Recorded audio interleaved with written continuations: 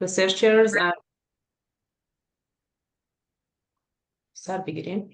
Oh, Ladies very and good. gentlemen, esteemed experts, researchers, and human rights defenders.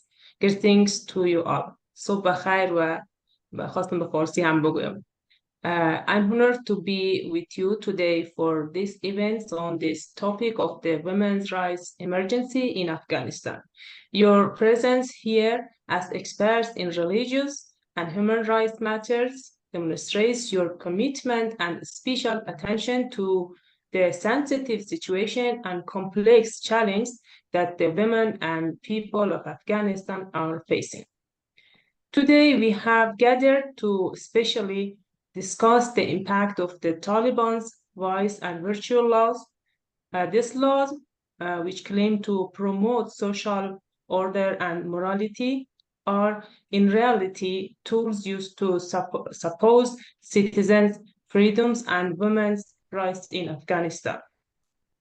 They not only deprive women and their rights to education, work, and participation in public life, but also push society as a whole towards silence and absolute obedience. Your presence here as experts in religious matters, researchers, and human rights defenders is highly valuable. Your analysis and insights will help us better understand this challenge and find solutions that not only address the current situation, but also lead to sustainable and effective outcomes. We are here to listen and learn from each other, to amplify the voice of Afghan women and to work together in support of their rights and positive change. I hope that today's discussion and exchange will be a meaningful steps towards improve the situation for women and the people of Afghanistan. Before we continue, I would like to remind your panelists and speakers to please be mindful of time so that everyone has ample opportunity to speak. Thank you all for your presence and commitment, and I look forward to your constructive discussion and suggestion. Now I would like to invite my colleague, Mrs. Shinkai Karukhil, to continue this discussion and program. Thank you. Very good morning and good afternoon. Thank you for joining us today. We are here to address a critical issue, the recent implementation of Afghanistan new vice and virtual law under Taliban regime. This law marks a severe steps back to oppressive norms of the 1990s, imposing strict restrictions on both women and men. The importance of this webinar cannot be overstated. We are not just discussing abstract legal changes, we are talking about the real lives affected by these new harsh regulations.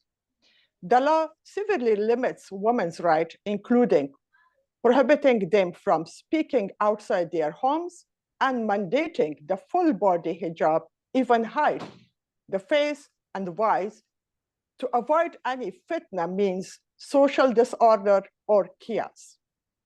It also enforces rigid, antiquated standards on men and non-Muslims. It introduced a new level of societal control through the Ministry of the Propagation of Virtue and Prevention of Vice.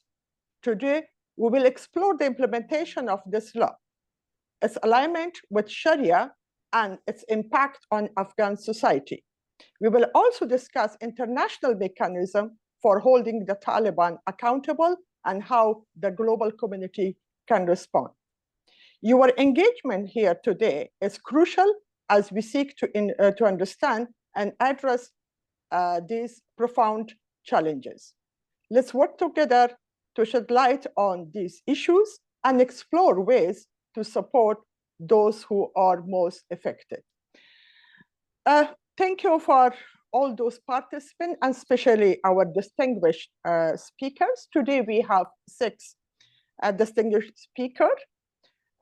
So every speaker will have 8 minutes to give their remarks regarding the situation. After that, we will have the Q&A session for participants to directly question our speakers. After Q&A, we also have a few minutes for final remarks by our speakers, and we will wrap up at the end by Ms. Nargis Nahan. So our distinguished speaker of today's webinar, our first speaker will be Mr. Muhammad Mohiq, Islamic scholar and former Afghanistan ambassador to Egypt. Our second speaker will be Muhammad Qasim Halimi, former Minister of Hajj and Religious Affairs of Afghanistan. The third speaker will be Dr. Fakhir Osman, Islamic scholar. The fourth will be Ms. Hidar Bar, Interim Women's Rights Deputy Director, Human Rights Watch. Our fifth will be Ms. Hawa Ibrahim Ishaq, President, the Peace Institute. And final one will be Dr. Aisha Kadavchi Orilena, researcher, Georgetown Institute of Women, Peace and Security. So we will begin with our first speaker, Mr. Mohiq. Mr. Mohiq, the floor is yours, and kindly respect the 8 minutes. ببخشید آقای محق، شما میتونید که در مدت 8 دقیقه با اسلام نظریات خود را شریک بسازین. And the question for Mr. Mohiq from our organizing committee is, let me go through our question, sorry, let me, okay.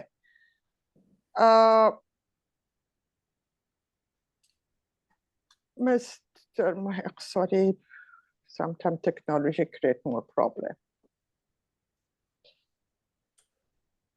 آقای محق سفیر افغانستان در مصر بود. بله بله. Mr. Mohiq, can you please briefly tell us about the provision of the law and outline the specific restriction it imposes on the enforcement arrangements? سوال حتما با دری هم با شما روان شد آقای محق. میشه که شما سخنرانیتان آغاز کنید و مایکتان انمیوت بسازید. شما صدا و تصویر مرا دارین آله؟ بله بله ما داریم. مهربانی. بسیار. Hello everyone, distinguished speakers and participants.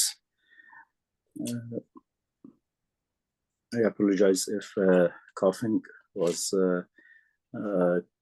interrupting my speech.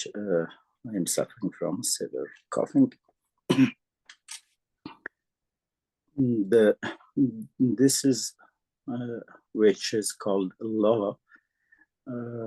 Legally is not law because it is a declaration by a non-legitimate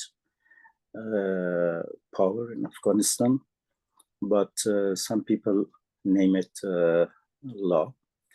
Anyway, if you want to understand what is the content and what is the purpose of this declaration, first we have to be careful about what is the roots or how they legitimate it according to Islam instructions.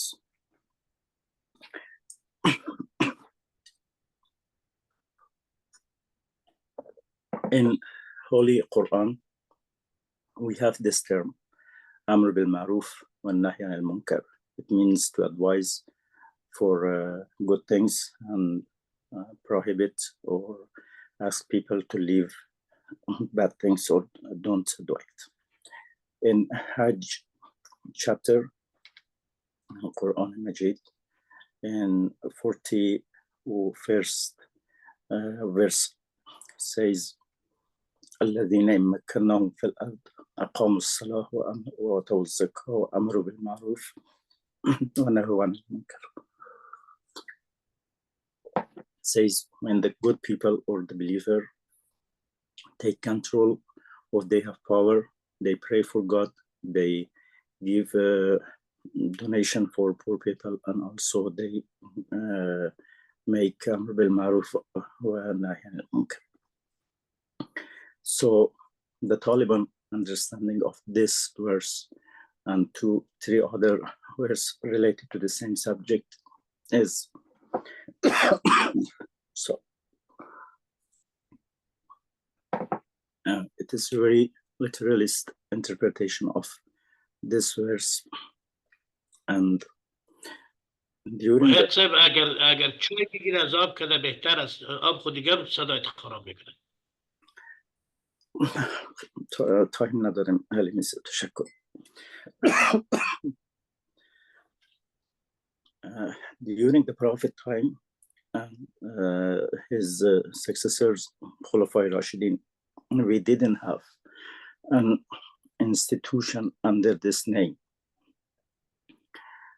It means in golden age of Islam, we didn't have a powerful department as they made it in the Taliban. Also some other extremist groups like Daesh and ISIS. But why they emphasize that and they look at very important, because there is a competition between these extremist groups and on the legitimacy according to Islamic law. So, in medieval ages, we had another institution called Hisba or Ihtisab, and the person who were working for this department is called Muhtasib.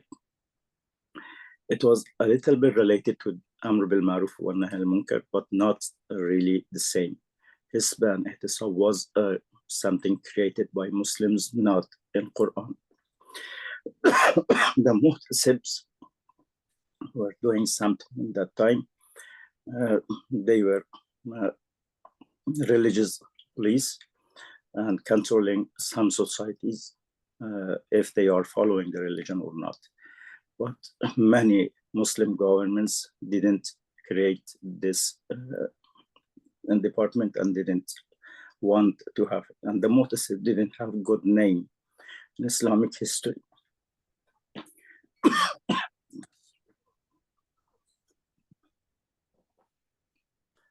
In many resources, we have negative judgment about Muhtasib, how they were pushing society to hypocrisy and some other negative things. Anyway, in this current declaration which the Taliban made,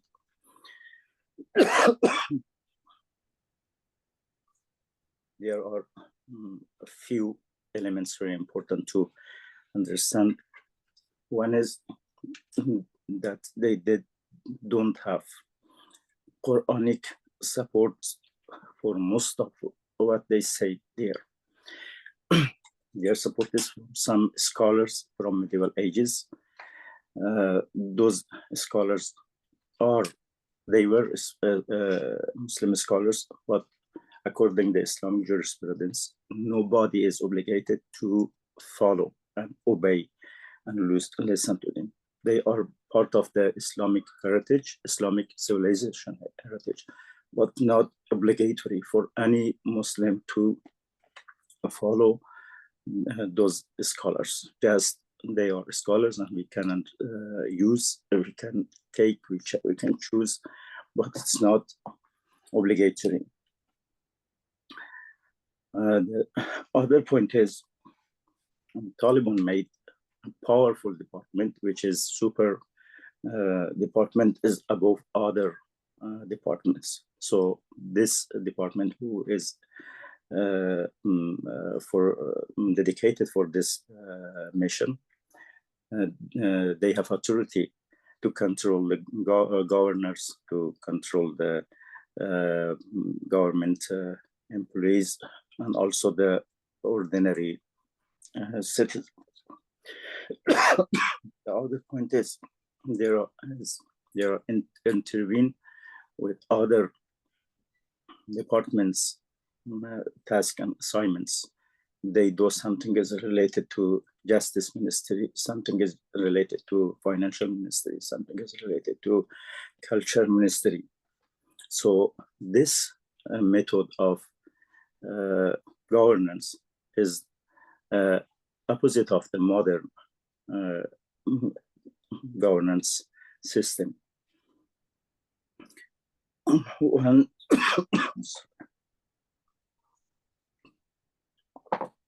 One worst thing in this declaration is giving right for their employee of this department to torture the citizen. The torture called in Islamic terminology, ta'zir.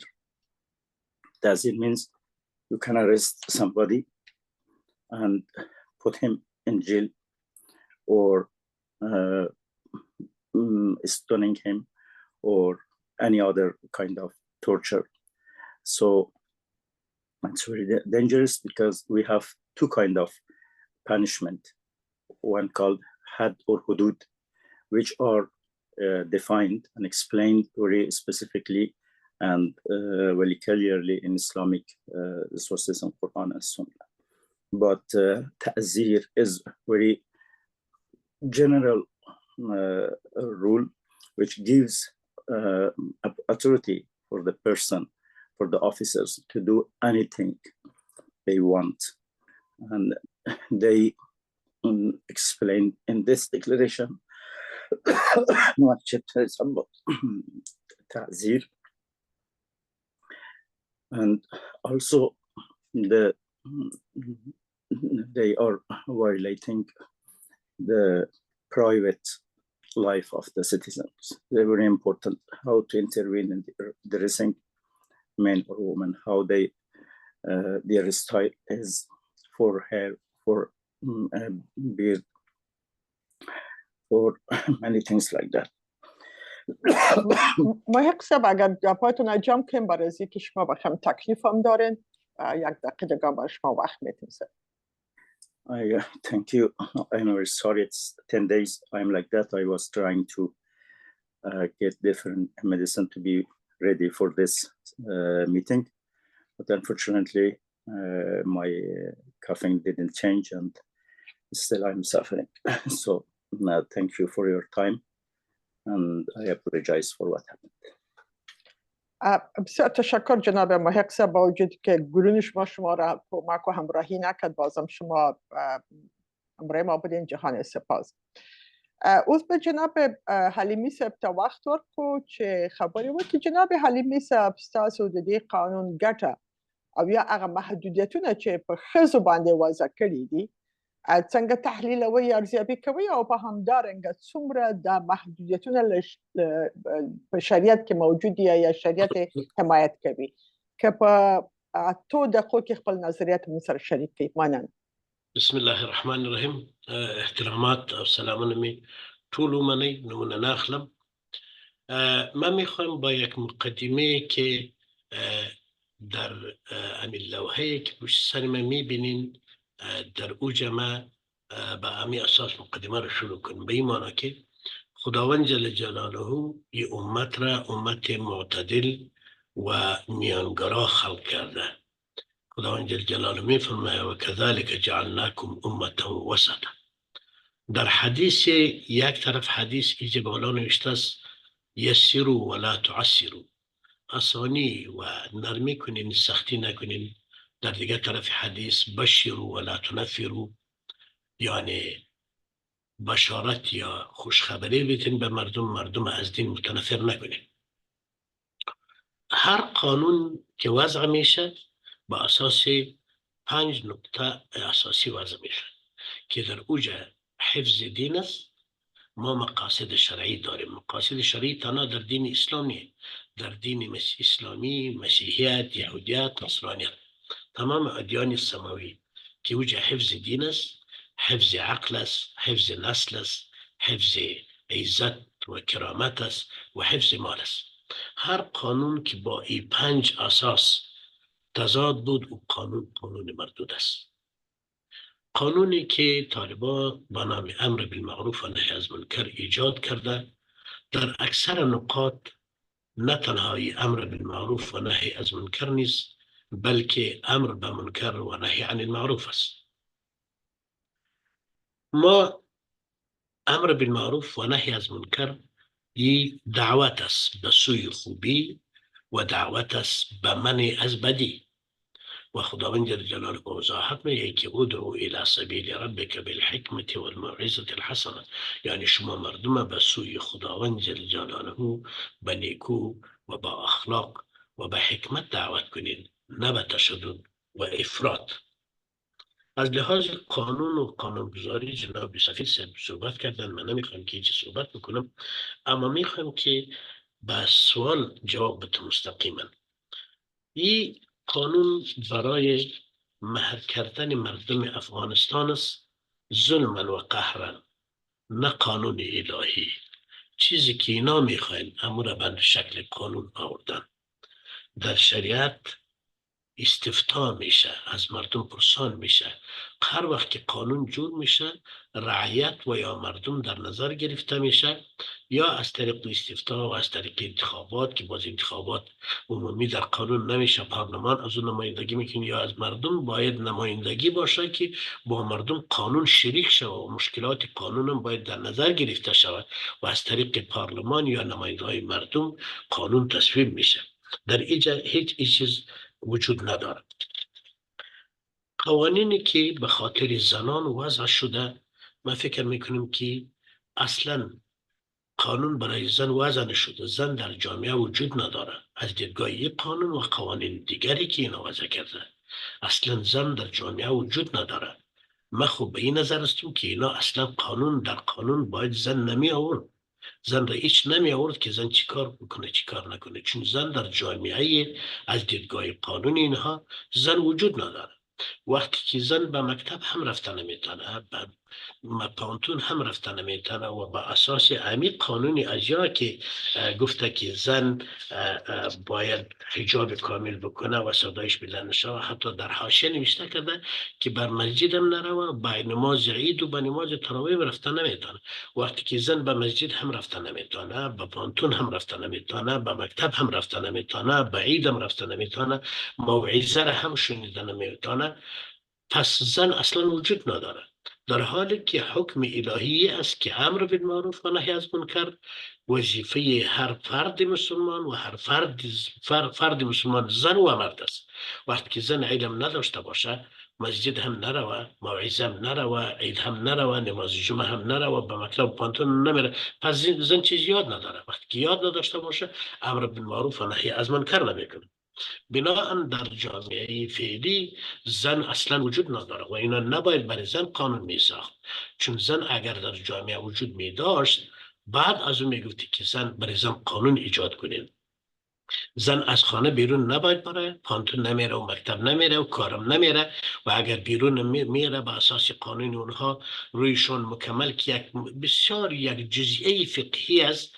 در هیچ قانون اسلام نیست که زن صدایش حرام باشه و یا هم روی دستش نمحرم باشه و یا به کسی نشینه. صحابیات از رسول الله پرسان میکرد، داعی بودن، اونا در جنگ میرفتن، اونا در غزوات اشتراک میکردن، مریضا و زخمیان رو معالجه میکردن، اونا لال و گونگه نبودن، اونا صحبت میکردن. برای حضرت عمر رضی الله تعالی عنه وقتی که در مورد مهر زنا میخواد که محدودیت وضع کنه که مهر باید اینقدر باشه، یک زن میخواد در مقابل عمر که تو چیکار هستی که برای ما زن مهر تعیین میکنی، ما اختیار داریم حق مهر میخوایم.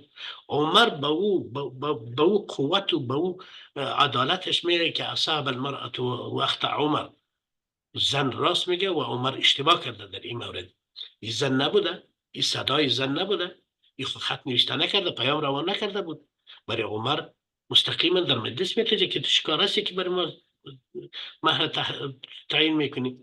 بناهن قانونی که اینا وضع کرده در اکثر جاها امر به منکر و نهی عن المعروف است. اگر زن به مکتب و به مسجد و به عبادت میره یا به پانتون میره، اینا منع میکنه، در حالی که علم معروف است و اینها منع میکنه. پس امر به منکر و نهی عن المعروف است. وقتی که ما میگیم که اینها بر زن جایگاه قانونی نیستند، پس چرا قانون وضع میکنه؟ قانونی که کرامت انسانی در اوجه نباشه، کرامت انسانی در رفتار در جامعه نباشه، طرف قانون جامعه نباشه و مردم نباشه، و قانون مردود است. چیزی که اینا جالب میگن که کسی که در مورد این قانون بحث میکنه بناهن از دین خارج است. ما در مورد دین صحبت نمی کنیم. ما در مورد قانون امر بالمعروف و نهی عن المنکر که خداوند جل جلاله و رسول اکرم صلی الله علیه و سلم هدایت فرموده صحبت نمی کنیم. ما در کارکردگی اینها صحبت میکنیم. اینا دین ذریعه گرفتن، اینا از دین سوء استفاده میکنن و این قانونی است که شاید نه اینا تطبیق کرده بتانه و اینا عملا تطبیق نمیکنه. وقتی که اینا خودشان تصویر و ویدیو رو ممنوع و حرام اعلان میکنه، ولی خودشان مصاحبه میکنه. همین مولایی که میگه که تصویر و تلویزیون حرام است، در خودش در تلویزیون ششته و همین بیانه رو فکر میکنه که کسی یار نمیبینه.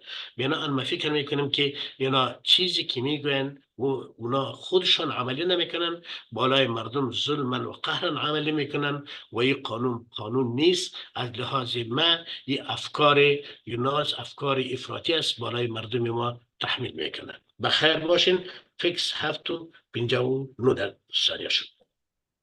بسیار تشکر جناب حلیمی صاحب، کل خبر موکل کور ودن. Now I would like to invite our third speaker, Mr. Dr. Osman. دکتر صاحب شما تشریف دارید؟ بله. بسم الله الرحمن الرحیم. خب very welcome to our today's webinar, and the question is, can you please briefly tell us about the provisions of the law and outline the specific restriction it imposes on men and media? How would it be enforced? What are the basis of these restrictions? Dr. Seb Osman, please. Dr. Seb Merabani. بسم الله الرحمن الرحیم. با سلام خدمت همه بزرگواران و با تشکر از گرداننده ها و برگزار کننده های کنفرانس بسیار مهم و ارزنده. من مستقیم وارد پاسخ به سوال میشم. چه محدودیت های این قانون یا این قانون هم قسمی که دوستا گفتن نمیشه برش گفت. پیش از که وارد پاسخ شوم میخوایم چند نکته را عرض بکنم. قسمی که جناب استاد محق گفتن این یادداشت ها نه تنها پشتوانه از قرآن و حدیث نداره، بلکه در مخالفت صریح با آیات قرآن و احادیث است. من باب مقدمه یک نکته را میخوایم برجسته بسازم، او ایست که قسمی که همه ما میدانیم ادیان آسمانی، ادیان مختلف از یهودیت و مسیحیت گرفته تا به اسلام به مرور زمان با توجه به اوضاع و احوال احکامش تغییر کرده. یهودیت، بعد از او مسیحیت و بالاخره به اسلام. ما در زمان حیات 23 ساله پیامبر اکرم میبینیم که بسیاری از آیات قرآن منسوخ شده. وقتی که شرایط تغییر میکرد، آیه قبلی، حکم قبلی از بین میرفت و حکم آسانتر از قبل می آمد. ایره با مثالهای مشخصش ما در قرآن داریم به نام ناسخ و منسوخ. بعد از فوت پیامبر آیه نسخ نمیشه، اما احکام تغییر میکنه. ما در زمان خلفای راشدین، مخصوصا حضرت عمر ابن خطاب، نه تنها تغییر احکام را بلکه تعطیل آیات قرآن را میبینیم. حضرت عمر در 3 مورد آیات قرآن کریم را تطبیق نکردند. در تقسیم غنایم سرزمین های عراق، در قسمت قطع دست سارق و همچنان موضوع مؤلفة القلوب و پرداخت زکات به مؤلف القلوب. یعنی یکی از مهمترین ویژگی های اسلام و احکام شرعی انعطاف پذیر بودن او و تغییرش نظر به اوضاع و احوال است. وقتی که عمر ابن خطاب رضی الله عنه 3 آیه قرآن را بنابر اینکه شرایط ایجاب نمیکنه عملی نمیسازه، میخواهد که یک نوع تخفیف قائل شوه به مردم و انعطاف قائل شوه. حال سوال ایست که خیلی گناه مسلمان های بعدی چیست؟ اگر ما او فتاوایی را که در صدر اسلام و بعد از او توسط علما، یعنی توسط افراد و اشخاصی که معصوم هم نیستن و کدام امتیاز خاص هم ندارن، فقط با این تفاوت که کمی علم و دانششان بیشتر است، مجبور ساختن تمام مسلمان ها به عمل کردن به فتوای چند عالم و یا ای که مجبور ساختن مسلمان ها به ای که تسلیم جمود و خمود چند نفر شوند، ای از کجا آمده؟ ای یک موضوع بود. موضوع دوم، یک نکته‌ای که در هنگام صدور فتوا و تدوین قوانین در شریعت در نظر گرفته شده، تغییر معانی و مفاهیم الفاظ و کلمات بوده. کلمات همیشه دارای عین معنا نمی باشه. نظر به تغییر شرایط معانی کلمات هم تغییر میکنه. مثلا امروز کلمه زینت را که در قرآن کریم هم آمده، ما اگر در نظر بگیریم یا کلمه فتنه را در نظر بگیریم، هرگز اون معنایی را که 40 سال پیش و 50 سال پیش و 100 سال پیش داشت، اون معنا را نداره. به مخاطر ما در اصول فقه و در قواعد فقهی قواعد بسیار زیاد داریم که الفتوى یتبدل به تبدل الزمان، یا احکام با تغییر زمان و شرایط تغییر میکنه. اذا ضاق الامر اتسع، وقتی که شرایط تنگ شد فتوا آسانتر میشه و بسیاری موارد را ما داریم. از او مهمتر، یکی از مهمترین اصول قرآن کریم است که هیچ جبر و اکراه در دین وجود نداره. لا اکراه فی الدین، ما جعل علیکم فی الدین من حرج، یا ما انزلنا علیک القرآن لتشقى. دین به خاطر حرج و به خاطر مشقت نیست، یا قرآن بر مشقت هم نیامده.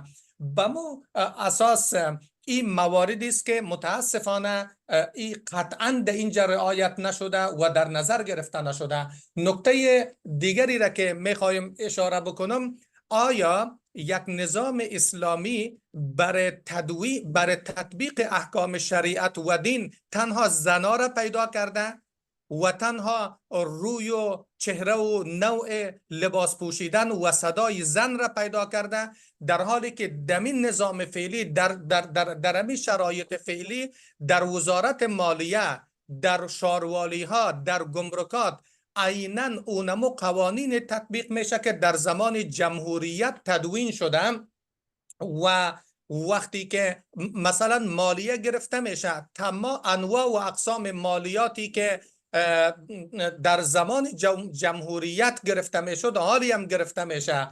پس منحصر ساختن شریعت تنها در چند مسئله محدود چیزی جز جفا به خود دین نمیتونه باشه. مستقیما به خود این نوشته اگر ما بیاییم، قسمی که اشاره شد، تعذیر شکنجه است که در حقیقت دست افرادی را که به عنوان محتسب در ولسوالی ها، در قریه ها کار میکنن و هیچ نوع آشنایی هم با مسائل فقهی اکثریتشان ندارن. سویه امی علما در افغانستان به همه ما شما معلوم است. عجب قانونی است که متن با پاورقی در تضاد قرار داره. مثلا در امی ماده 3 بند 9 وقتی که میآید تعزیر تعدیبی است که توسط محتسب در حالت انجام منکر علنی در حق الله تطبیق میشه. در پاورقی که به عربی نوشته شده در اونجا حق العبد را، حقوق انسان ها را هم در بر میگیره. و نکته بسیار بسیار عجیبی دیگه، قسمی که من در آغاز گفتم نه تنها پشتوانه نداره، حتی پشتوانه از قرآن و حدیث که ندارد، در تضاد با قرآن و حدیث است و حتی در تضاد با فتوای اینمی اسکالرها و اتوریترهای دینی است که ما فقط با عنوان یک مجتهد و یک عالم بر از اونا احترام میتونیم قائل باشیم، نه با عنوان کسایی که بیاین و شریعت را برای ما تدوین بکنن. مثلا ببخشید جناب دکتر، مگه موضوع رسانه ها و همچون محدودیت که بالا مردم است که یک اشاره مستقیم اگه داشته باشه؟ حالی به اونجا میرسم. مثلا شما 2 دقیقه دیگه دارین، وقت کم دارین. بسیار خوب. مثلا میگه این قانون بر خارجی ها و غیر مسلمان ها هم تطبیق میشه، در حالی که اکثریت علما خارجی ها را و غیر مسلمان ها را که با ویزا وارد یک کشور اسلامی میشن او را احکام اسلامی سر از اونها تطبیق نمیشه.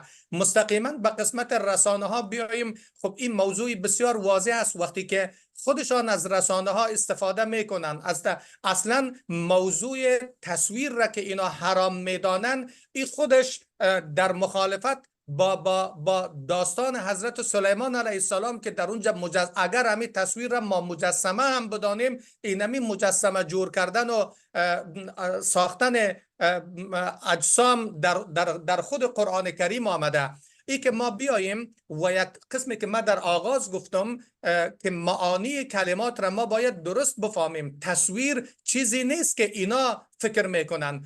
حالا خب این قانون بالاخره اگر قرار باشد تطبیق شود رای ندارد جز ای که تلویزیونا بسته شود. حالا این بسیار جالب است که شما در تلفن و در موبایلتان عکس جاندارها نباشه. خب اولا تطبیق اینمی در امی قرن در امی شرایط چطور امکان داره؟ پس رای نیست جزی که ما بگوییم که دیگر رسانه ها هم بسته شود. خب به هر حال من گپای خود اگر جمع بکنم، کوچکترین سازگاری با این دین متاسفانه نداره، جز ای که ما بگوییم که بالاخره قانون جنگل در اینجا حاکم است و به زودی اگر قرار باشه که این تطبیق شود، دیگر رسانه ها مخصوصا رسانه های تصویری هم بسته میشه با این حالتش. من فکر میکنم وقتم خلاص شد دیگه، چون موضوع بسیار دامنه‌دار است نمیتونیم در این 8 دقیقه و 10 دقیقه خلاصه بکنیم، جز که اظهار تأسف بکنم. تشکر. تشکر جناب دکتر شد. And now I would like to invite our fourth speaker, Ms. Hiderbar. The question is, what are the obligations of the state members, UN, international human rights organization, and feminist groups toward the situation? Are they doing enough to hold the Taliban accountable? Thank you very much. Thank you, Ms. Karchel. So thank you for inviting me to be part of this important discussion. At Human Rights Watch, our work all revolves around international law, particularly international human rights law. And international law is very relevant both to the Taliban's obligations and to what the rest of the world can and should be doing in response to Taliban rights violations, especially against women and girls. The foundation of international human rights law includes 2 key treaties, the International Covenant on Civil and Political Rights and the International Covenant on Economic, Social, and Cultural Rights. The United Nations refers to these 2 treaties, plus the Universal Declaration of Human Rights, as together forming a so-called International Bill of Human Rights. Afghanistan joined both of these treaties in 1983. So you can see that from fairly early on, Afghanistan had committed to upholding international human rights law. There are 4 other important treaties that I want to mention. The first is the Convention on the Rights of the Child, which Afghanistan joined in 1994. This convention, by the way, says things including that girls must go to school. The second is the Convention on the Elimination of All Forms of Discrimination Against Women, or CEDAW. Afghanistan joined this convention in 2003, and this convention says that women and men are equal and must be treated equally. In joining these treaties, Afghanistan was joining most of the rest of the world. 196 countries have joined the Convention on the Rights of the Child, and 165 countries have joined CEDAW. I said there were 2 other treaties I wanted to mention. One of them is the 1951 Refugee Convention, which requires countries to protect people who've been forced to flee their own country, and 149 countries have joined that convention. And then the last convention I wanted to mention is the Rome Statute, which created the International Criminal Court and set out what the powers of that court are. And 124 states have joined the Rome Statute. So I'm sorry if that was a bit of a boring history lesson. And you might be wondering, what exactly does this have to do with this recent law by the Taliban and the more general issue of the Taliban's attack on the rights of women and girls? Well, these laws are important because the Taliban's abuses against women and girls, including under this new declaration, as some of your other speakers have called it, which I appreciate rather than calling it a law, are all violations of the obligations that the Taliban has under international human rights treaties. The reason that these treaties matter is that they offer tools that we can use for holding the Taliban accountable for their crimes against women and girls, and for the ways in which they are violating Afghanistan's obligations under international law. So I want to talk quickly about 5 specific steps that other countries can take and should be taking to use international law to hold the Taliban accountable and to stand with Afghan women and girls. The first is the International Criminal Court. One of the crimes that can be prosecuted by the International Criminal Court is a crime called gender persecution. Taliban leaders who are making and enforcing abusive policies against women and girls are committing the crime of gender persecution. My organization, Human Rights Watch, has said so, as have other organizations, including Amnesty International, the International Commission of Jurists, and MADRE. Afghans have been waiting a very, very long time for the International Criminal Court to act, since 2006, to be exact. But states that are parties to the Rome Statute, all 124 of them, can ask the court's prosecutor to investigate the situation in Afghanistan and can follow up to ask where that process is. The second mechanism I want to mention is the International Court of Justice. The second to the last article in the CEDAW Convention says that the International Court of Justice can hear disputes between 2 state parties concerning the interpretation or the application of CEDAW. There are 149 states other than Afghanistan that have joined CEDAW and agreed to the International Court of Justice playing this role. Any of them, or several of them, could bring a case at the International Court of Justice challenging the Taliban's violations of Afghanistan's obligations under CEDAW. The third thing I want to mention is the demand by Afghan women's rights defenders for gender apartheid to be recognized as a crime under international law. You may know that the Special Rapporteur, Mr. Richard Bennett, has spoken out strongly on this, and there's a unique opportunity right now to actually change international law and add this through a new treaty that's being discussed in New York at the United Nations on the topic of crimes against humanity. Any state that is part of the United Nations could push for gender apartheid to become part of international law through this treaty, and 11 countries have already done so. The fourth thing I want to talk about is evidence. The other efforts I outlined, seeking accountability at the ICC, the ICJ, or through a new law on gender apartheid, are only possible if evidence is actually collected about what's happening in Afghanistan.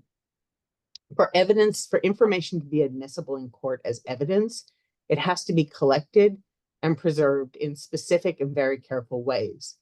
That is not currently happening because we do not have a mechanism now that has the mandate, expertise, and capacity to do this. For this reason, Human Rights Watch and many other Afghan and international human rights organizations have been calling for 3.5 years now for the states at the Human Rights Council to create a new UN mechanism to collect and preserve evidence of the crimes past and present committed in Afghanistan. The last thing I wanted to talk about in terms of international law and how it should be applied to this situation is about the 1951 Refugees Convention. Under this convention, people cannot be returned to a country where they face serious threats to their life or freedom.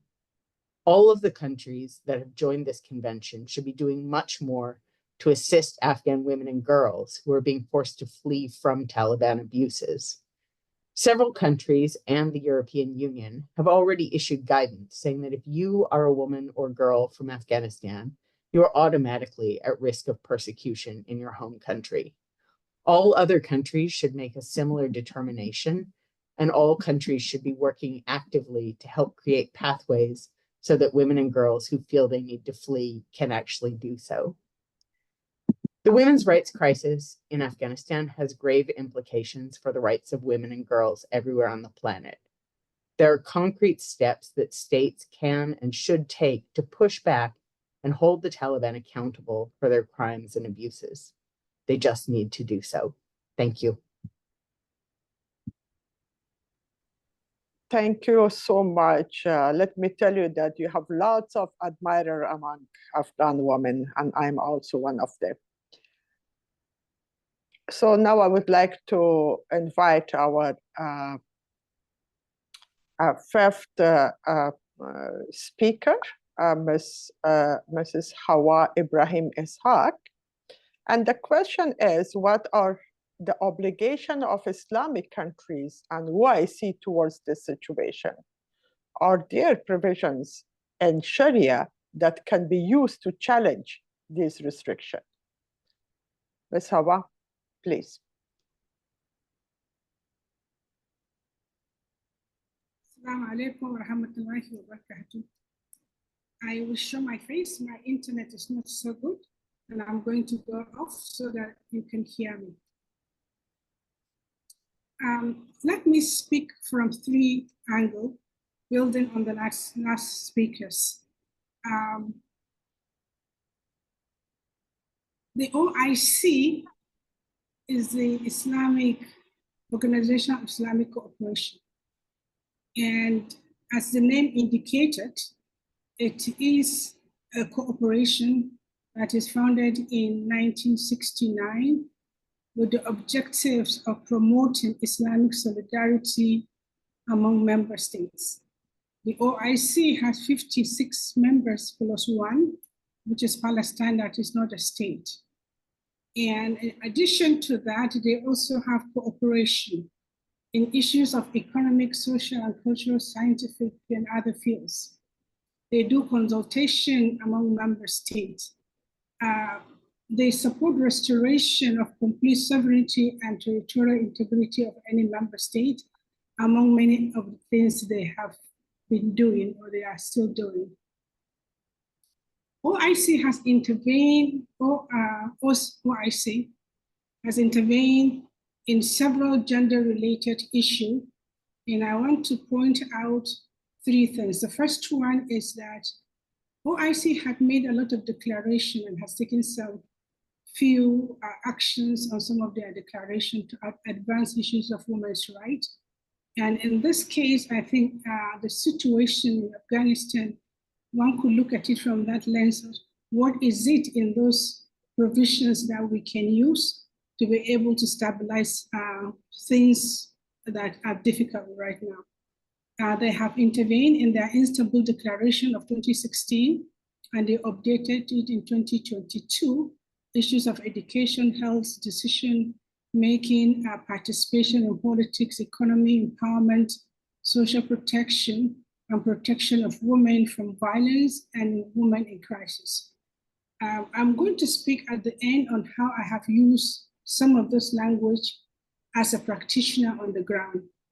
So I just mentioned it by passing. Now, let me turn a little bit to another aspect of OIC intervention in human trafficking in harmful traditional practices against women and children. And I think we could use it in addition to what Heather had said earlier on, the international convention that has been signed by the Afghan government, and now that binds the Taliban. So moving forward, I wanted to pass and just go to a couple of things that I was thinking about, which is the violence that it's been mentioned earlier on by the speakers, and the fact that they say something like, you know, it's not going to be implementable because it's sort of cut across things that are difficult to implement. How can you implement or want to enforce laws that are moral in a society that has different stages of interpretation and translation of things? But let me also mention here that the foreign minister of Indonesia in September 2023 at the United Nations meeting of the OIC reinstated the issues of promoting women's rights. And she stated clearly and unequivocally that the treatment of women and men should be equally done.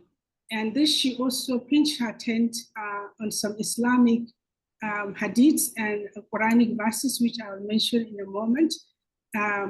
But she specifically pointed the Afghan situation.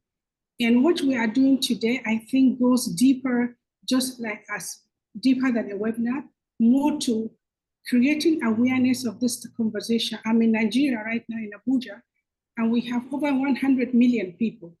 And I'm making notes because I want to also be part of people that will speak about this in my own space where I could have a place to speak. That creating awareness is absolutely important as we move on to solutions of what we can do differently or better. And I want to mention here just a few Quranic verses that talk about equality of men and women. And when you want to challenge some issues like this, I suggest that looking at both the Quran and the Hadith and the interpretation and translation of it in different contexts within the school of thinking of Afghanistan could be helpful. So Quran chapter 4 verses 1, Quran chapter 7 verses 189, Quran chapter 33 verses 35, Quran chapter 3 verses 195, all together, including Quran chapter 4 verses 124, speaks about that equality before the Almighty. He said in one of the verses, we created them from the same soul, from the same nerve. So this dichotomy between male and female that is emphasized using laws that sometimes are not legal in their context could be something we can challenge within Islam and within the Sharia. And I'm using Quran intentionally because for me, it's a jurisprudence for a lawyer when you practice in Sharia court. Go to the jurisprudence, get additional materials in the Hadith and maybe decided cases to be able to buttress your point. Let me speak about the last one, which I really is my passion, which is my work on the ground. Maybe before I do that, let me mention quickly the virtue of jurisprudence. Now, the virtue of jurisprudence are a set of theories of law that are related to virtues of ethics, and it focuses on character and human excellence, which include, of course, faith, wisdom, justice, courage, chastity, temperance, clarity, diligence, patience, kindness, and humility. Now, I was trying to look at the Taliban. Why would they make such a law in the 21st century? And what is the motivation, which of course I cannot interpret. But I'm going back to the source of why they are doing it, which is they want to protect the society from vices that are antisocial. But let's just go back to them with some of the virtues of the jurisprudence of Islam and see whether we can talk with them. And I'm sure there are different approaches. My approach has always been work within your own dynamic. And this is where I also cite what Xi Jinping, the Chinese president, wrote in a book in 2018 called The Governance of China. He worked within his own, he translated the virtue of rule of law into the virtues of the ground norm of China. How can we translate the virtue of Islam, of Quran, of Sharia, into the ground norm of the culture and the tradition that respect people as equal under as Quran provided? And so that I want to suggest that could be one way to look at moving forward. So we could be academic and talk about these issues academically, or we could be practical. So let me go back to the practical where I pinch my tent, and that is my last few words. I have learned over time to work within the system. I am not saying it's right or wrong, but that is just my take. And we have had Sharia in this northern Nigeria, which has over 100 million people. And it has been a very difficult situation. The first speaker spoke about hudud and the tazir punishment. So we had the hudud punishment, which was very difficult for us. And I myself was under the death sentence. But I became myself educated by accident because I ran away and went to a female boarding school. But becoming a lawyer as a prosecutor and later a defense counsel, I look for uncommon places and circumstances that will enable me to work within any given system. So a lot of you, especially the speakers before and the organizers of this event, including Pat Cooper, you have worked, you are heroes in your own right in championing women's rights and justice. And how can we translate what you have done from different angles to see whether you can have from within people that you can work with? The three respected men that spoke today could be one of your biggest allies. I insist on working with the local front, especially those on the ground, to break some of these difficulties in societies, which is what I have done. And the second and to the last thing I wanted to say, when I do my work, I as a lawyer, I don't want to win in court only. I am always pinching my tent in winning in the heart and mind of the locals.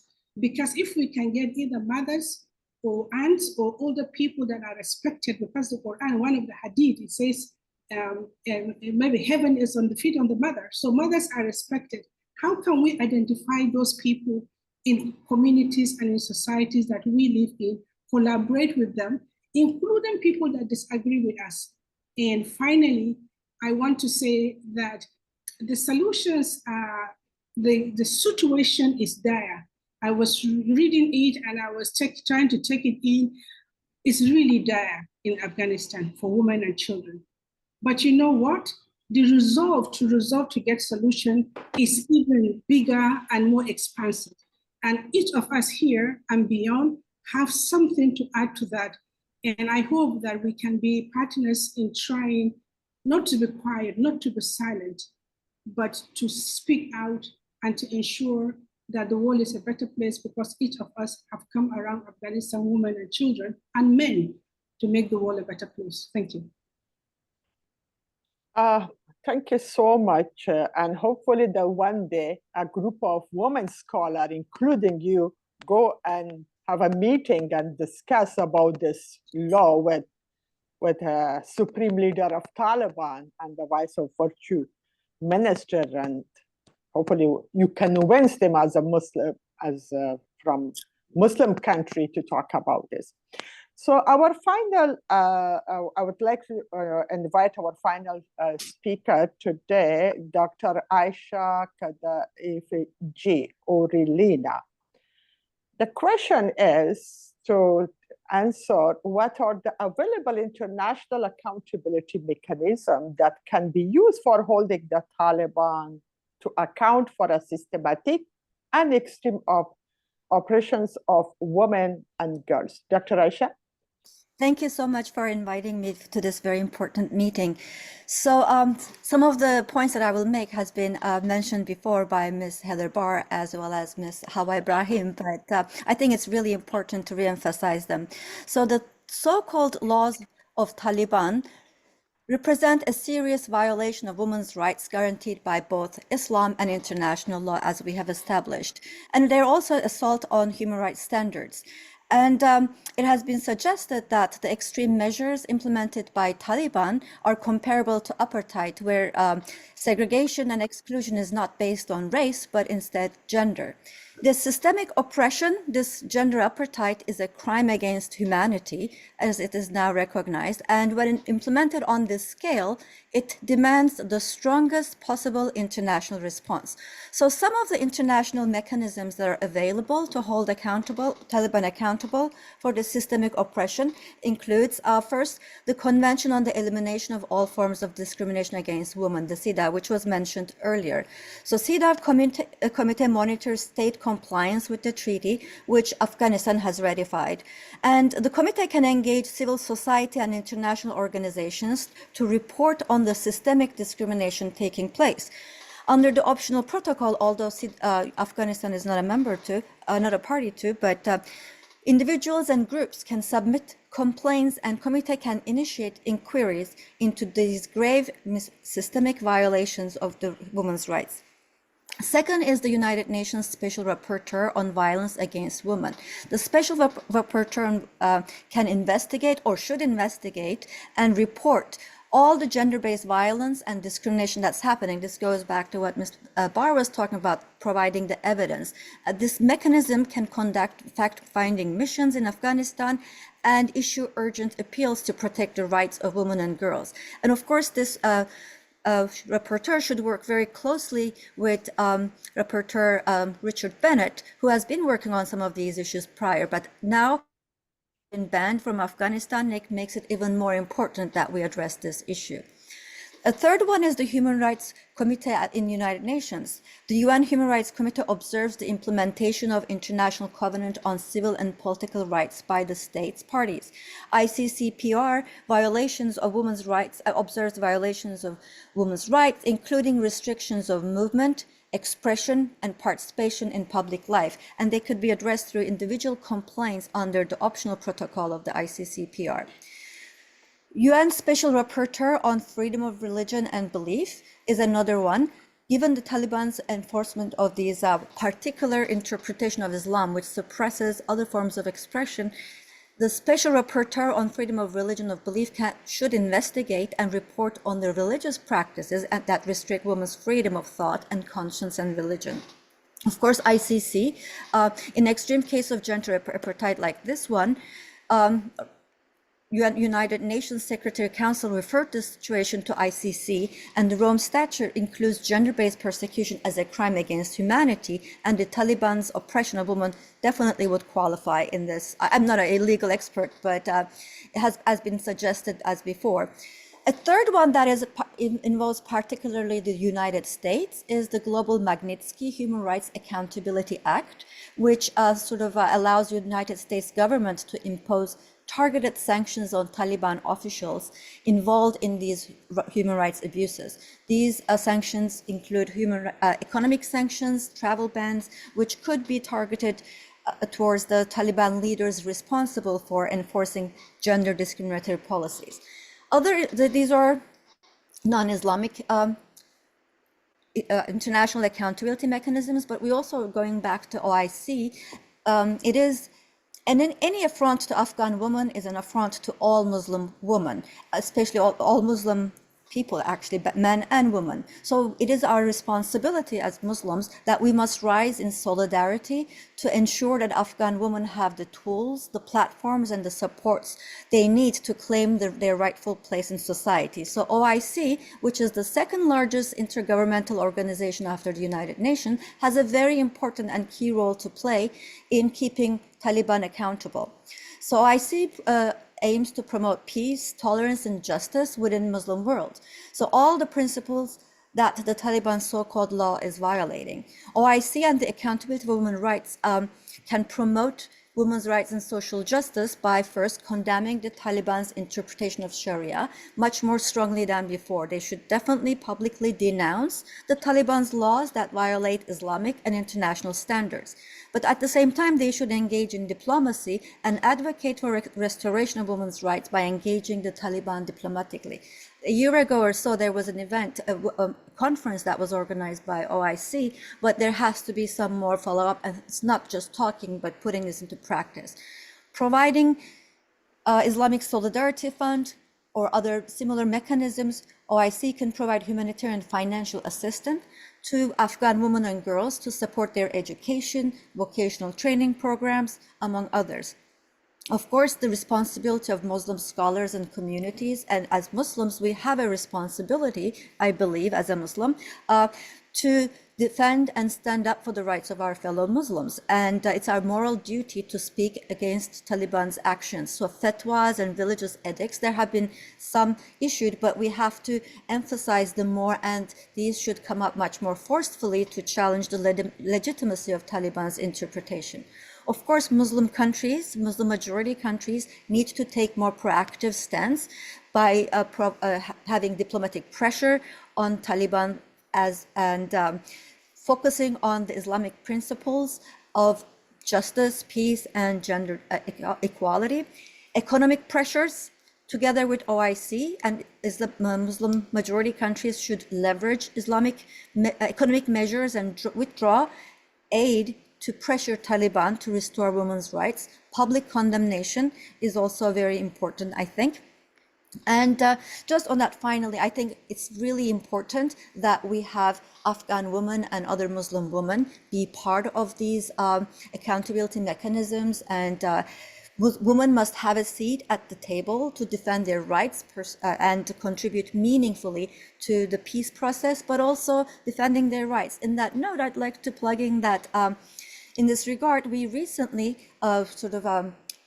published an Islam and Negotiation Action Guide for Muslim Women, which actually roots why women's participation in negotiation is important from a very from an Islamic point of view, rooted in the Quran and the Prophet's tradition, who himself had at least 2 females at the negotiation table in the Hudaybiyah agreement.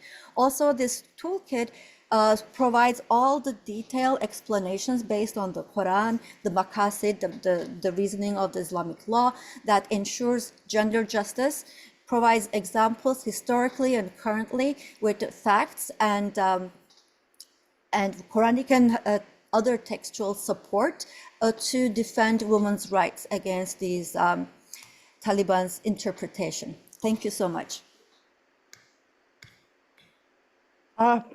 Thank you, Dr. Aisha. Now is the time for the question and answer by our speaker. So anyone wants to have a question, please, kindly, maybe Sarah, could you please go through all those questions if there is any question in the chat, or anybody want to raise their question? Maybe you can help them to unmute him or herself and directly ask our speaker about the question. Yes, thank you, Shinkai. So I have a question from Shagofa. I'm going to enable her mic because she would like to ask the question herself. And Shagofa, if you can just be very brief with your question, please, and direct it, specify which of the panelists or webinar participants you would like to answer. Yeah, Thanks. because we don't have enough time. Yeah, please be brief. Shagofa Jan? Hello, Shagofa? Maybe you can go to the second one. Sarah?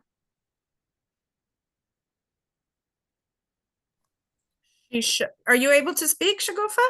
Yeah, now I am able. Perfect. Can you hear me? Yes, please. Yeah, thank you. It was such a great webinar. And my question to Mr. Mohek and Mr.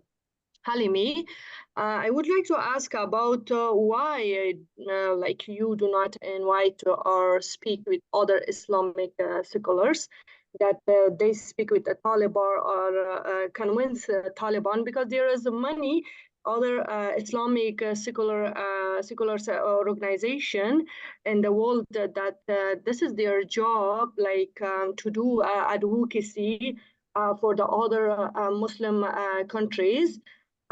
As a those secular person that they are in the head of, like the leader of Afghanistan, and they did their job. So now also they can do and they can advocacy for Afghanistan, and they can speak with other seculars in other countries to share these all of problems, and they come to Afghanistan and they came to Afghanistan to speak with the Taliban directly, because Taliban is not like convinced by other foreign countries, like they are not to believe on the woman rights. شکوفا جان خلاصه مطلب سکولار است یا سکالار است؟ Scholars. نه عالم دید از مطلبتان یا کسایی که دین سیاست جدا میکنه؟ ما میگم عالما را. عالما را میگه. بله بله. عالمی سب سوالم واخسته؟ شینکای جان سوالا رو باز یک دفعی جواب میتونید. کل سوالا رو بخیر. بله سوال گرفتم مهربانی. So we can go to the second question. Sarah? Okay, we have a question regarding resettlement and the possibilities for safe passage for Afghan women. It doesn't specify who this is directed towards, so anyone who feels positioned to answer. Given the severe human rights violations faced by Afghan women, what are the current options for them to leave Afghanistan? And is it feasible for them to simply exit the country under these circumstances? Is one of the questions. Nina would like to ask a question herself, so I will just enable your mic, Nina, and you can put the question. We're going to collect a few and then we will allow. Can you hear me? Yes. Okay, yeah, thank you. Well, it's a very illuminating discussion, and it's great that you have Islamic experts, including men who are speaking, that are enlightening us with so much information we don't often hear. But my specific question I wanted to raise as regards Heather Barr's presentation of the various options that are available to entities, member states, international community, etc., to pursue recourse on behalf of Afghan women and the draconian laws that have been imposed or decrees that have been imposed against them. Why does she think that this hasn't proceeded, particularly taking account that even in the desperate case of Palestine, other member states have pursued, as everyone knows, the ICJ, Palestinians have pursued ICC recourse. Why haven't other states pursued the same as regards these draconian discriminatory laws against Afghan women? That's my first question. And second, unless I missed the very rich discussion, on the burning $1 million question of what can the UN international community do, or the UN and UNIMA specifically that's situated in Afghanistan, do vis-a-vis the Taliban, the whole issue of engagement versus non-engagement? What do the male Islamic scholars that have spoken today feel is the most appropriate approach that should now be taken at this stage, particularly given the very serious law or decree, whatever you want to call it, promulgated? Thank you. Those are my two questions. Okay, thank you for that question. We will go next to Shireen. I'm going to enable your mic so that you can ask the question. I think Shireen will be posing her question in Dari, so we'll need interpretation for that. Shireen Mohsini. صدار دارین؟ بله سوال کنه، مستقیم سوال بره. خیسته. عرض سلام خدمت همگی. سوال ما مشخص از آقای محق و آقای عثمانی و آقای حلیمی هستن که محق صاحب صحتش خوب نیست، لطفا از حلیمی صاحب از دیگه دوستا سوال کنه. آقای حلیمی تشکر از نظریات شما، دیدگاه های شما رو شنیدیم، استفاده کردیم. مشخص سوال مایی هستن که ما در افغانستان شورای علمای افغانستان داشتیم، متاسفانه در قبال این قانون صدایشان خاموش است و سکوت کرده. ما میخواهیم که شما بشنویم شما چی راهکار دارین، ما چطور میتونیم که میان علما و متخصصینی که در امور دین هم از افغانستان هست و هم علمایی که خارج از افغانستان از کشورهای اسلامی هستن، شما چطور میتونین که یک راهکار بدین و هماهنگی با وجود بیاید که اینا در قبال قانون ایستاد شود و این قانون بچالیش بکشانم؟ و همچنان شما چی کمک کرده میتونین که کشورهایی که عضو سازمان همکاری اسلامی هستن در یک قسمت بتونه صدا بلند بکنه و این قانون به چالش بکشانه؟ تشکر. We can take one more question, then we will go for our speaker to answer, because we don't have enough time. یک سوال دیگه کی داره؟ کسی هست؟ Is there anyone to ask a question? Shirin, I think this is all the questions we have currently, so we will go with that first round, and if others have one or two more, we might have time for one or two more, but let's give an opportunity for panelists to respond first. Sorry, John, we don't have a second round, that's all. Okay, well, that we don't have any additional questions right now, so that's fine. حلیمی صاحب شما شروع کنید. تشکر. من فکر میکنم که سوال خانم شگوفه و خانم شیرین هر دویش تقریبا تقارب داره یا یک سوال است. به هر حال من کوشش میکنم که جوابتون. خانم شگوفه گفت که چرا شما با دیگه علما یا با دیگه نهادها صحبت نمیکنید؟ نیست که ما صحبت نمیکنیم یا صحبت نکردیم. از روز اول که افغانستان سقوط کرده ما آرام نشدیم، صحبت میکنیم به نهادهای مذهبی، به کشورهای اسلامی، به OIC، به رابطه اسلامی، به اکادمی فقه، به پانتون ازهر شریف، به نهادهای مذهبی دیگه کشورها، به علمای مشهور جهان اسلام. و در این مورد هم ما هم صحبت‌های داریم و هم موضوعات بحثایی داریم. شما مطمئن باشین که ما خصوصا کسایی که بیرون از افغانستان هستند از علما ما کار خود میکنیم، سعی و کوشش خود میکنیم که چقدر نتیجه به بار میاره یعنی و بعدیست، ولی ما به تمام کشورها و نهادهای معتبر کشورهای اسلامی و نهادهای معتبر اسلامی حتی در کشورهای غیر اسلامی ما با اونا در تماس هستیم، کار میکنیم. همچنان از خانم شیرین چون سوالش نزدیک به میان سوال است، من میخوام که پیش برم. شورای علما داشتیم بله، ولی شما میفهمید که همه علمایی که هم فعلا گپ میزنن همه کسایی هستن که بیرون از افغانستان هستن. از شورای علما متاسفانه جهان که با ما همکاری داشتن نه در حضورشان به علما کمک کردن و نه در غیابشان به علما کمک کردن.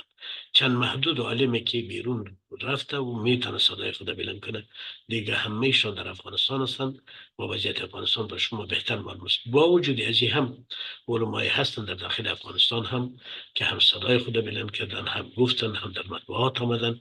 همین امروز فقط ما 7 نفر از علمای افغانستان که من در جریان هستم در این موضوع صحبت میکنن. دکتر صاحب روحانی با مطبوعات بسیار با صراحت صحبت میکرد. جناب دکتر صاحب محق است، مستم. 2 نفر از علمای دیگری ما در کانادا، در امریکا هستند، از کویت هستند که صحبت کردن.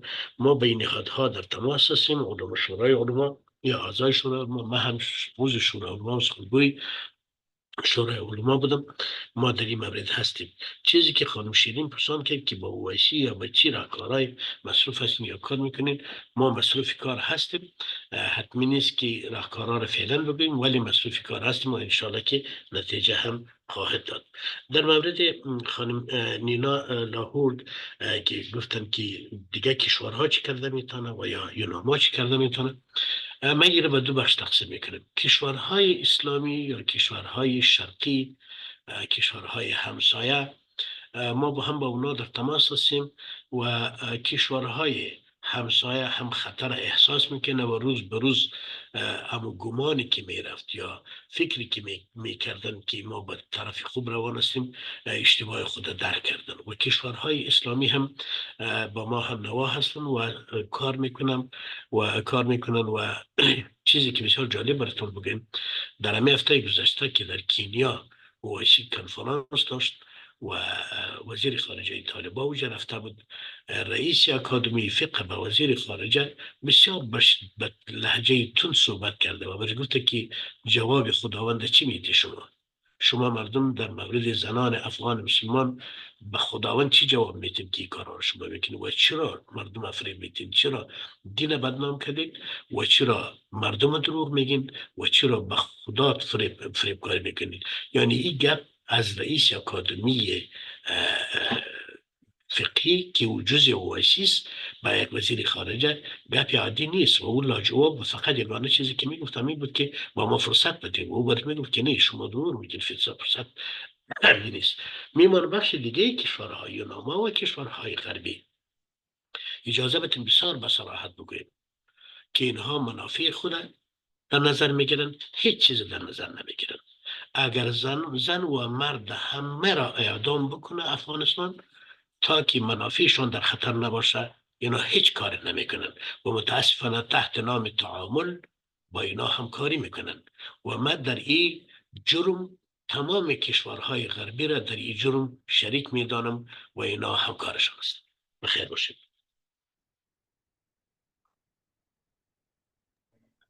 مطمئنم که خانم زکیه جان هم که سوال مطرح کرده بود در لیست چیزی که گفتم سوال شما هم جواب شده باشه.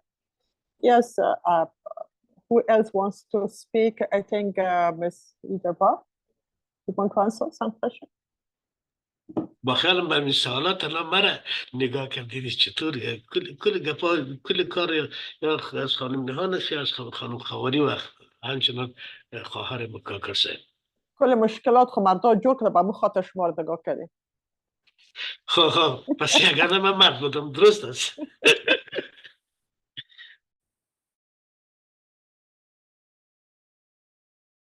Ms. Hiderbar, you can unmute yourself if you want to answer the questions. Shall I go ahead? Is it okay? Yes, please. Okay, thank you. So first I'll go to your question, Nina. Thank you for that. I'll tell you very honestly, I don't think that people care that much about women's rights, you know? I think that if we look around the world, we see that the vast majority of leaders of countries, people in political power are still men. This crisis in Afghanistan is very much a crisis for women and girls. And so while we might be very unhappy with how a lot of other crises are being handled, including the one you mentioned in Gaza, you know, I think Afghanistan receives less attention. I think the world is very eager to forget about Afghanistan right now because women's rights is not a priority. And I think that the entire international response to this crisis has been pretty terrible, and that's really one of the main reasons for that, is that it's not something that matters very much to male politicians. While I have a chance to speak, I'll just answer also one of the questions that came in the chat, which was about, you know, if Afghanistan is obliged under these different conventions, why is the UN not enforcing those conventions? I guess I would say a couple things. One is that the conventions are they don't just enforce themselves, you know, there are these different mechanisms. I've talked about some of them. Aicha's talked about some of them.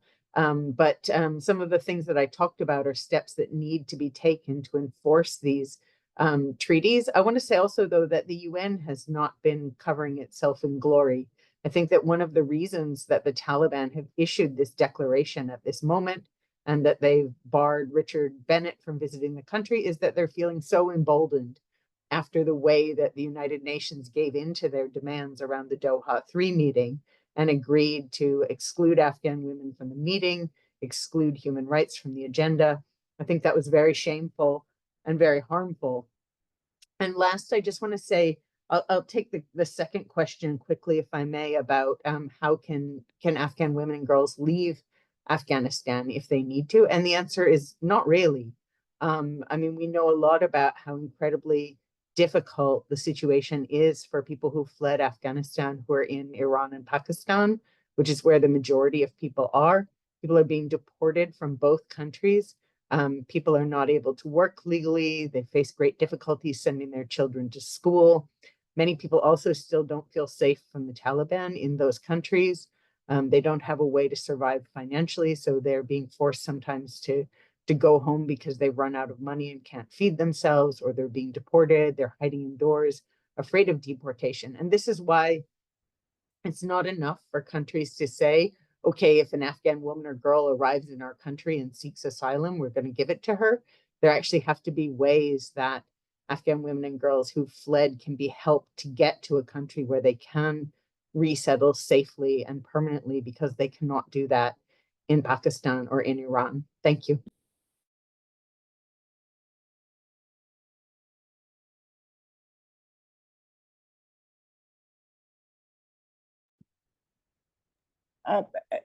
If anybody wants to also answer, please be very brief because we don't have enough time.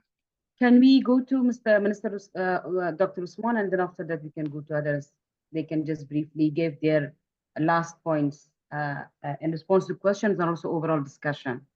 No, because we have like we want to divide time among each panelist to 2 minutes if they have their final remarks. Dr. Sab Usman, شما میشن که ما ریمارکس از شما شروع کنید. بسیار خب، مجددا احترامات خود تقدیم میکنم. خانم عایشه هم گفتن و خانم بارم در صحبتایشان اشاره کردن و دوستای دیگه که عملا ما چی میتونیم انجام بدیم. ما 3 پیشنهاد مشخص دارم. یکیش ایست که در نظر داشته باشیم که افغانستان در فاصله کمتر از 20 سال شاهد آمدن 2 سوپر پاور بود، شوروی وقت و آمریکا، و آنچه که در این مدت رخ داد بدون شک عوامل روانی داره، عوامل اجتماعی داره.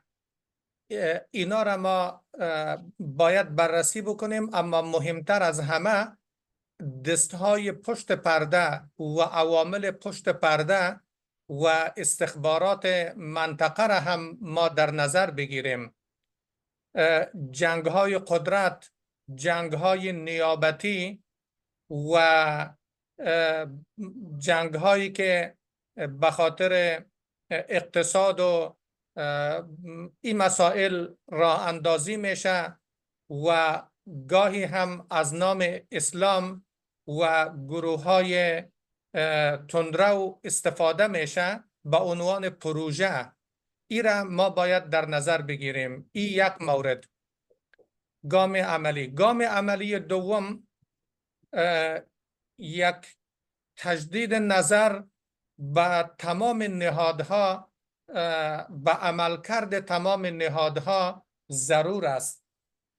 ما این شجاعت را باید داشته باشیم که اونمو کودهای فرهنگی خود، سنتهای دینی و ساختارهای اجتماعی خود باید در نظر بگیریم.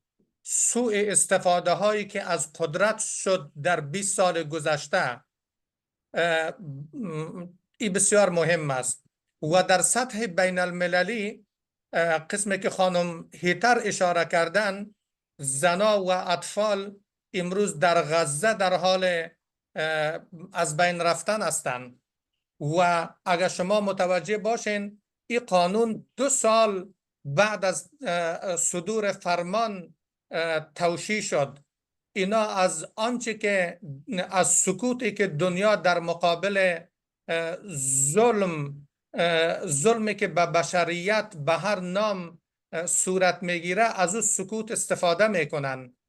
و این را ما باید در نظر داشته باشیم که ما اگر چند سال پیش از غرب را به خاطر ارزش‌های حقوق بشری، دموکراسی، حقوق زن اگر ستایش میکردیم، امروز متاسفانه ما نمیتونیم حداقل حکومت‌ها را ستایش بکنیم.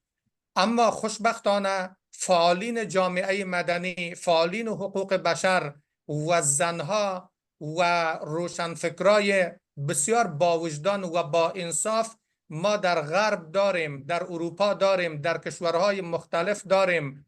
خوب است که همه با هم دست به دست هم بتیم و کودهای فکری اینا را زیر سوال ببریم. این پیشنهاد دوم بود. ولو با نصب یک پلاکارد در یک چهارراهی، ولو با جمع شدن 10 خانم اروپایی و صدا بلند کردنشان و حال وقتش رسیده که دنیا را مخصوصا سیاستمدارای مرد را متوجه بسازیم. پیشنهاد سوم مسئولیت علمای دینی است. علمای دینی این جرأت و جسارت را بتن اگر به منابع دینیشان اعتماد دارن، اگر سر تاریخ مذهبشان شک ندارن و اعتماد دارن که خوشبختانه داریم، این جرأت و جسارت را به خود بتن که قرائت‌های منطقوی، قرائت‌های مثل گروه خوارج و قرائت‌های بدویانه را زیر سوال ببریم. بیاییم با استفاده از اصل دین، از آیات قرآن و روایات اصلی و معتبر و موثق چالش بتیم، یک گفتمان جدید را آغاز بکنیم.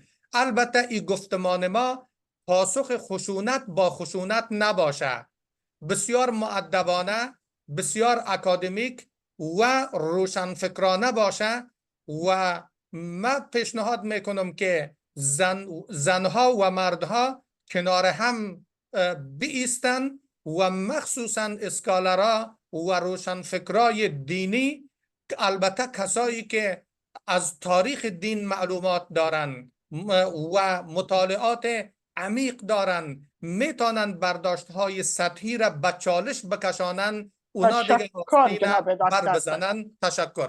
سلامت باشین. Dr. Aisha, if you want to have your final remarks about 2 minutes, please. Yes, thank you so much. I think it's really important from my perspective that to be persistent. I know it's very sad that, as Ms. Barr said, women's issues are not always a priority, and but it doesn't mean that we have to give up. On the contrary, I think it's really important for women to be persistent and collaborate across borders, across religions, to defend each other's rights in this case. And so I think one of the things that I've observed in my work is that it is so important to never give up and constantly ask, and we will find a way to respond despite we may not have all the support that we need. I really appreciate all our male allies, Islamic scholars who have been standing up. I think it's important to elevate voices of those who have the courage to stand up more, and then support the women who are actually doing all this work, make their voices more heard. And only then we can have more space out there to change the current conditions. Thank you. Now, Ms. Hawa Ibrahim Isaac, please, for 2 minutes, your final remarks. I'm trying to unmute. Okay. I really think that in a way, it seems to me as if the global world order is happening in our lifetime. We are witnessing a new world order, and a new world order where there are a set of moral issues that people are struggling on. When we see what is happening in Gaza, when we see what is happening in Russia, when we see the contradiction whether international law is even international law, and there is this push that we want to keep what is ours. So I am not suggesting that the Taliban are right or wrong. I'm just suggesting that their motivation could be what Mr. Halimi was saying earlier. They are not quiet, they are vocal. So that vocality, we should keep that voice going on. And at times it's not that we will be too in the media's face for the media to take what we are doing. I remember when we had the Sharia and the hudud punishment was introduced here in Nigeria. Like I said, we have over 100 million people that are Muslim. Some of us decided, it took me 7 years to speak in the courtroom, even though I'm a lawyer. So there is a lot of patience, and we have to approach it from our dynamic. Whatever your dynamic is, it has to be layers of approach. There is no one silver bullet that could solve it. International community is massive. They could do a lot of things, but we could see the point of pushback. Why is it not international law being approved in some other situation than in other situation? So you could see a pushback when it comes to the Taliban as well, especially what is happening in Gaza. So what I'm suggesting is that, yes, we have to keep the momentum going, but there is a shift. And this shift is happening both in our lifetime, in terms of in real time with technology, and it's also in terms of what our own elders are doing as the Taliban. I was in Afghanistan. I did work in Afghanistan for about 3 months in 2007. And I met the head of the Taliban then. And I was so pleased to see how he treats his wife. My sense of it is that some of our allies could be some of the mothers, the wives, those children that are female. These are massive allies that you don't even think what they can do for you behind the curtains.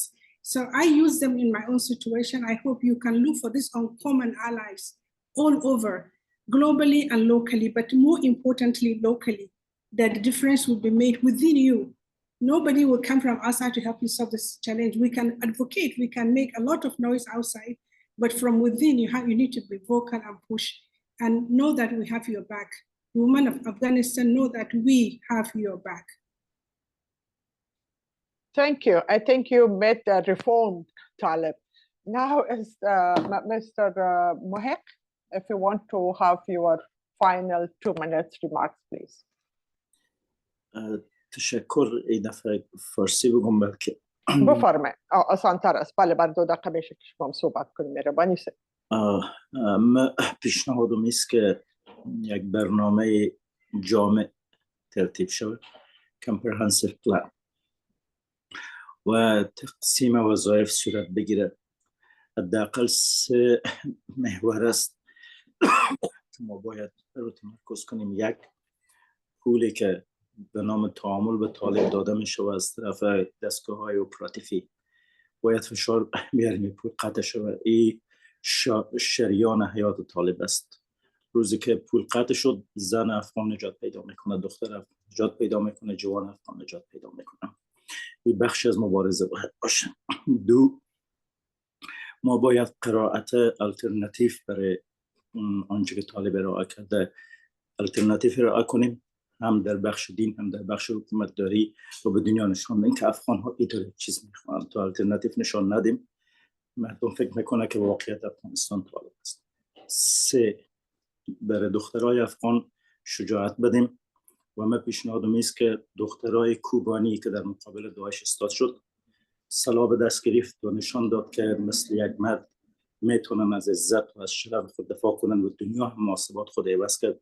دختر افغان باید به اون مرز شجاعت برسه و دنیا بفهمه که اونا دیگه متکی به مرد افغان هم نیستن، خودشان میتونن و مردها هم بعد از اون مجبور خواهند شد برای دفاع از شرف و عزت خود برای دختر افغان استاد شدن. تشکر. سلامت باشه.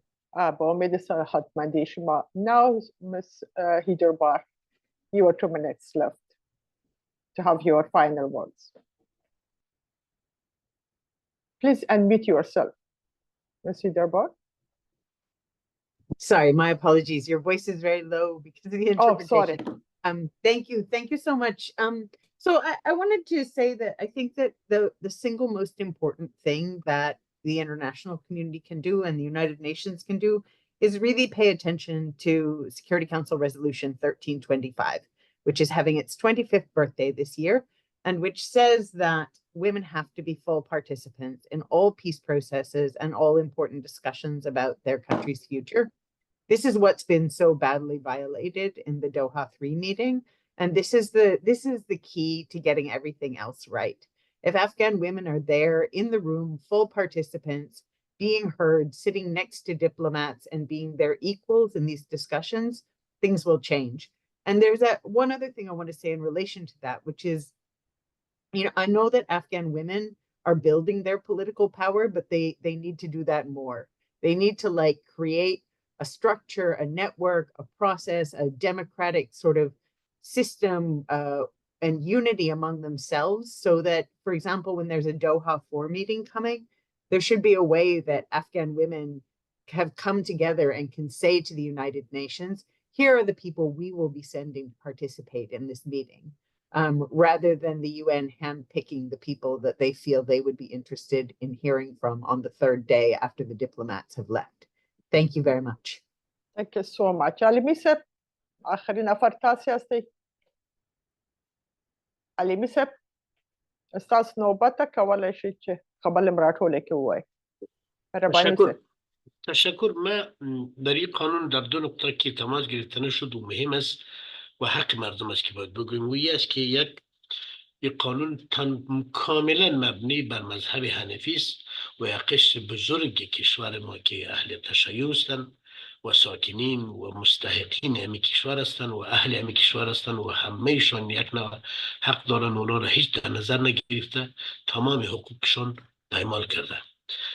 من معلومات دارم و معلومات دقیق، هیچ کس در قضایای فامیلی و در قضایای خشونت علیه زنان یا در قضایای طلاق و غیره به محاکم رجوع کرده نمیتونه، به خاطر که وجه قانون اهل تشیع از بین رفته و اینا اگر حکم میکنه بالای اهل تشیع هم حکم حنفی میکنه، که من فکر میکنم از دیدگاه دینی یه ظلم است که حق قشر بسیار بزرگ مثل که قشر خانم ها زیر پا شده، قشر اهل تشیع زیر پا شده. در ماده 4 در ماده 17 بند 4 اینا میگه که این قانون بالای تمام مردم مقیم در افغانستان تطبیق میشه، بالای تمام مردم مقیم. ما یک قشر هندوی کوچک داریم که متاسفانه از ظلم هر باری که حکومت و نظام آمده از ظلمشان آمده، تنها در 20 سال گذشته اینا موجود بودن. وقتی که بالای همه مردم مقیم و جالب است که چون قانون نمیفهمه که قانون گذاری چه رقم میشه، فرق بین ساکن و مقیم و اهل کشورم نمیفهمه. مقیم خارجان که میه همونجا اقامت میکنه بالای اونام باید تطبیق بکنه و یک قشر هندی ما که دارم بالای اونام باید همه قانون رو تطبیق بکنه. بنابراین 2 قشر مهم ما، یک قشر بسیار بزرگ که اهل تشیع است و یک قشر هندوست که اینا را اصلا در نظر نگرفته و اینا را حقشان زیر پا کرده. موضوع جالب دیگه ای است که شما متوجه به قانون شدین، یعنی زنها اینا باید کاملا حجاب داشته باشه از مردا و به خاطر فساد، به خاطر مفسده که مفسده تعریف نشده، از زنان کافر، این لفظ ایناست، از زنان کافر و مفسد هم اونا باید پرده بکنه. و این به این معناست موضوع عادی نیست. خب در افغانستان خود تعلیم بند شد، بعد از چند سال دیگه دکترم نداریم. اگر دکتر زنانه دیگه کشور میه، باید ما زنای به خاطر جسم و رویشون باید از اونا پنهان شو، با اونا زن خود نشان ندیم، به خاطر که زن کافر است و غیر زن مفسد است. و این مفسد تعریف نشده که زن فاسد یعنی چی، زن کافر یعنی چی. یعنی زن باید از یک زن دیگه که اگر دکتر آمده خارجی است از هر کشور است، از او هم باید روی و دست و چشم و کل جسمشان پنهان باشه. در آخر چیزی که من میخوایم اوی است که تاریکی هر چی با شدت تاریکی که میرسه آدم باید بدانه که بعد از او روشنایی میه. و ما یک مسئله بسیار عامیانه داریم که مگس اگر مرگش برسه او بال میکنه. ما به خواهرای ما میگم دمیزی که حضور دارم و به دیگرها که مایوس نباشیم. این همه مسائل تیر میشه و یک وقت میرسه که هم وقت حساب میباشه و هم وقت حقوق میباشه. خدا ما مردان را توفیق بده که امی جبران بکنیم امی ظلم و امو تعدی و تجاوزی که بالای زنان میشه در یک وقت ما جبران بکنیم. ولی من مایوس نیستم. هر مشکلات و کشور ما کشور انقلاب است، از این بدترم آمده و از این بهترم آمده. ولی شکم نیست که ما کبر کرده بودیم، شکم نیست که ما در افغانستان با وضعیتی که داشتیم همه ما راضی نبودیم. متاسفانه از دست خود ما رفت و یک درس است برای آینده. امیدوار هستیم که انشاءالله این روزا بگذاره و یک افغانستان زیبا مقبول و افغانستان محبوبی داشته باشیم. Salamat was Janabe Halimi. Thank you, everyone. Now we are coming to the last part of our today's webinar. I would like to request Ms. Nargis Nahan to conclude our today's webinar. Thank you very much, Ms. Karokhel. Before going to the wrap-up, as one of the members of the organizing committee, I have to first thank all my colleagues that within 1 week, we all came together and put this webinar together. But I also have to thank the male allies and Islamic scholars that when we approached them and we said that we cannot go ahead with this struggle and fight without you, now is the time that you come forward and join hands with us. They all said yes. You all saw the health situation of Mr. Moher, but he said that although this is my situation, but still as my obligation, I would like to attend the discussion and make my contribution. And I'm also very happy to share with all of you that all these gentlemen have the commitment that they would like to continue to work us towards a process that we can collaborate and make sure that we move forward. I also would like to thank all the speakers internationally, Heather, Aisha, yourself, and Hawa, that you're great and your contribution was excellent. And we are very happy to see that today the women's issues are not dealt as claimed by some countries as internal affairs of Afghanistan. You feel equally responsible. That's why you have someone like Ananya at 11 p.m. in the night sitting and trying to help us host this webinar, just because we all know the situation. So a couple of points that I would like to make as a wrap up. One is that, as mentioned by all the Islamic scholars, the law or the document that is declaration that is issued by the Taliban has no legal Sharia basis. Besides not having Sharia basis, it's actually against Sharia. It is presenting a very regressive form and an image of Islam religion to the world, which is not true and which is not the case. Everybody also agreed that the situation that is going on in Afghanistan is a joint responsibility. Everybody has to come together. Everybody has to play their own part to be able to move forward and to be able to create accountability mechanism. The Afghan women human rights defenders that have been very active, both Afghans and internationals have been very active. We just need to collaborate more and build more structures to coordinate and complement each other. We also very much hope that after this, we create a coordination mechanism between what we are doing and what the ulamas are doing and what some of the female Islamic scholars such as Hawa and others are doing, so that we can also collaborate and build bridges between these two groups and work together, because we have just clearly seen that we can't work without each other. We also have to make sure that we hold the state members accountable. They are making all these crises as excuse that, oh, we have Ukraine war, we have Gaza and all these things. That's why we can't pay attention to Afghanistan. As mentioned by all the speakers, there are resolutions at the international level that is obligating them that they have to be responsible. They have to have principled and responsible engagement with the Taliban. None of us are saying don't talk to Taliban. None of us are saying boycott Taliban. But what we are saying that have principled engagement with the Taliban, hold them to account, and stop this approach of appeasement to the Taliban, because it's actually, as mentioned by many people, it's boldening Taliban. And the more they get emboldened, the more they're putting restrictions on not only women, but also men and also ethnic and religious minorities in Afghanistan. For us, in order to move ahead, it's very much important that we come up with a set of actions and we do a clear division of roles and responsibilities. What we as Afghans, whether we are working in human rights or women's rights field, or whether we are working in the Islamic field, a religious field, what we can do internally among ourselves for raising awareness, for advocating, for challenging the situation, and for organizing ourselves to be heard. But then we also need to have an action plan that how we are going to collaborate with our allies from the human rights field as well as from the Islamic fields globally, that we come together and we put enough pressure on the world. Institutions such as OIC, how we are going to approach them and hold them accountable based on the structure and the charter that they have themselves. And the last point that that was made and is important for us, that we actually go ahead while concluding this this program, is that what is happening to Afghanistan today will not remain in Afghanistan. We all know that it's going to have its consequences, not only inside Afghanistan, not only in the region, but actually globally. So it is a joint responsibility of all of us that we come together.